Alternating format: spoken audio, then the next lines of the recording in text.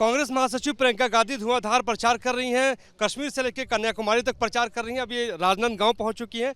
हम देख रहे हैं कि लगातार आप जो हैं ना कश्मीर गई हूँ ना कन्याकुमारी, लेकिन नहीं, आप बहुत तो गई हैं, खासतौर पे केरल गई थी आप। केरल गई। केरल आप गई, तो सवाल ये है हमारे तो टाइम में अभी जी, लेकिन सवाल मैम ये है कि हम देख रहे हैं कि लगातार मैनिफेस्टो की आप बात कर रही हैं। जी। आप मैनिफेस्टो में कह रही हैं कि महिलाओं के खाते में 1 लाख रुपए जाएगा। आप ये कह रही हैं कि 30 लाख नौकरी जाएगी, लेकिन भारतीय जनता पार्टी कह रही है कि नहीं, सच्चाई नहीं है। क्या कहेंगे उनको? इसका प्रमाण है, जहाँ जहाँ हमने गारंटी दी है उन प्रदेशों में हम कर रहे हैं। आप कर्नाटका की महिलाओं से पूछिए, आप तेलंगाना की महिलाओं से पूछिए, हिमाचल में भी शुरू हो गया है। जहाँ जहाँ हमने कहा है कि हम कुछ करेंगे, हम करके दिखा रहे हैं। तो ये हम हवा में तो कह नहीं रहे हैं। जैसे ये लोग कहते हैं 15 लाख रुपए कहाँ गए जो खाते में डालने थे इन्होंने, 2 करोड़ रोज़गार कहाँ गए जो इन्होंने 10 साल पहले कहा था कि बनाएंगे। 10 साल हो गए, 2 करोड़ रोज़गार मिले किसी को? फिर जो ये करते हैं, मतलब हवा में बोलते हैं, वो आरोप हम पे डालते हैं।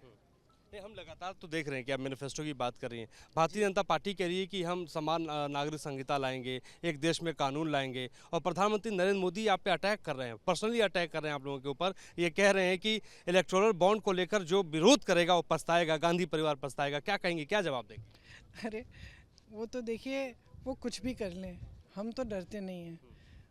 भाई को संसद से निकाल दिया, घर से निकाल दिया, तमाम केस वेस लगा दिए हैं सब पे, तो हम तो डरते नहीं हैं। क्या होगा, और लगा लेंगे 10, क्या है, जेल में ले जाएंगे, जेल डाल देंगे, क्या बात है, कोई बात नहीं।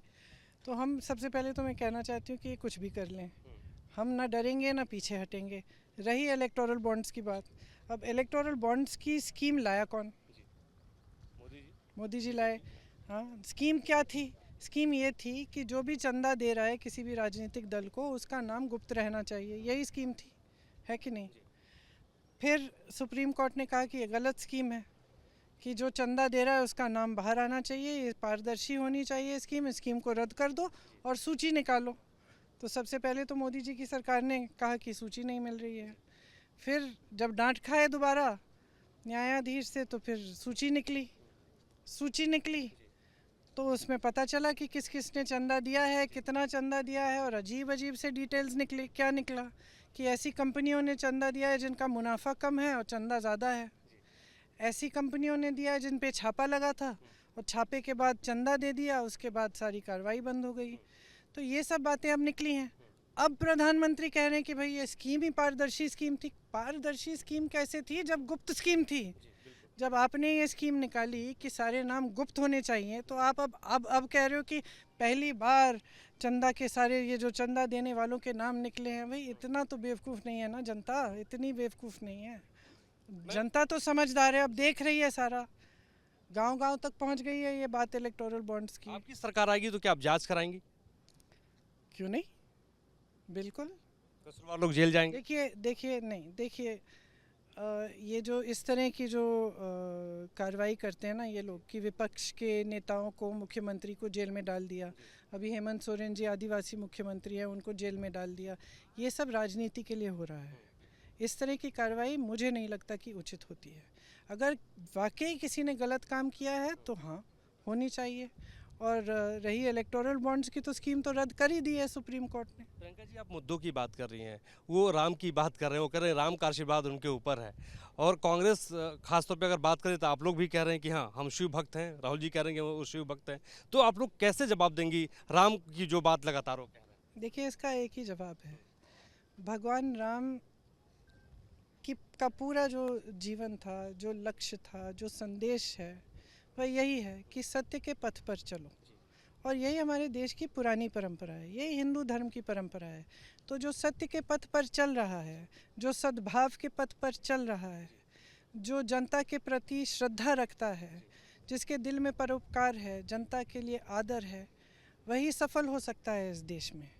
और कुछ देर की सफलता तो ऐसे लोगों को अक्सर मिली है जिनके दिल में श्रद्धा नहीं है, लेकिन जनता समझ जाती है। और भगवान राम का भी यही संदेश था। तो ये अब भगवान राम को चुनाव के समय इस्तेमाल करना मैं समझती हूँ कि अनुचित है। मैं समझती हूँ कि चुनाव के समय ये बातें होनी चाहिए जो जनता की बातें हैं। और जनता की बात आज क्या है? बेरोज़गारी बढ़ रही है, महंगाई बढ़ रही है, जनता के संघर्ष बढ़ रहे हैं।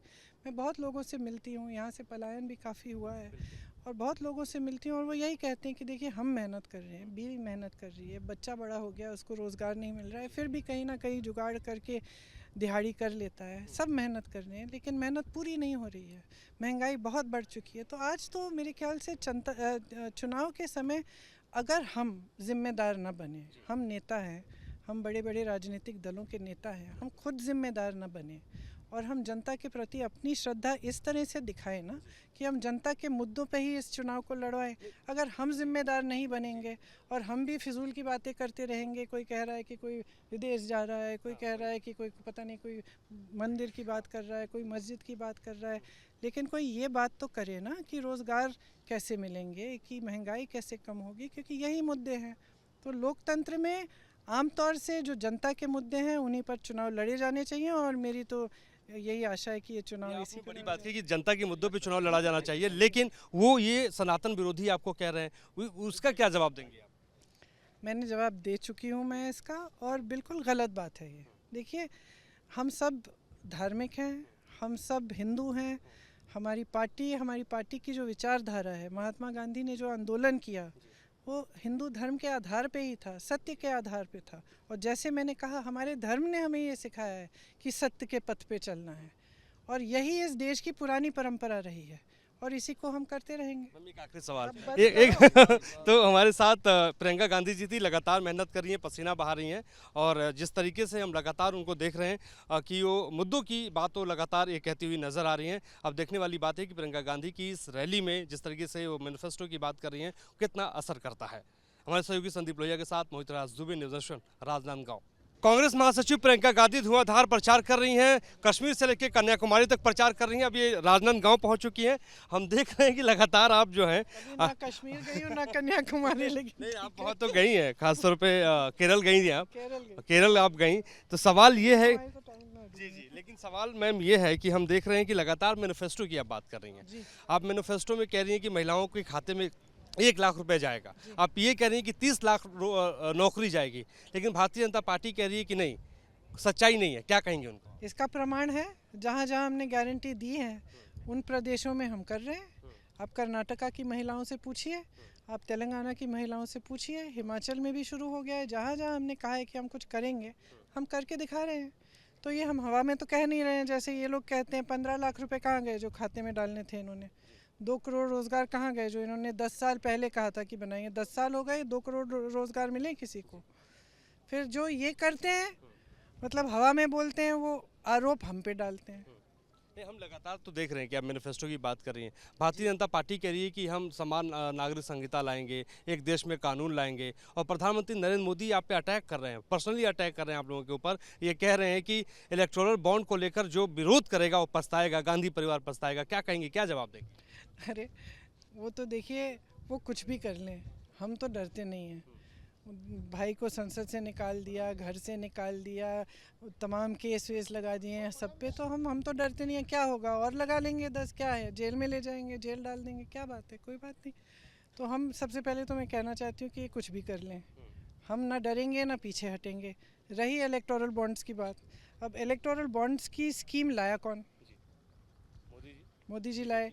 हाँ, स्कीम क्या थी? स्कीम ये थी कि जो भी चंदा दे रहा है किसी भी राजनीतिक दल को, उसका नाम गुप्त रहना चाहिए, यही स्कीम थी, है कि नहीं?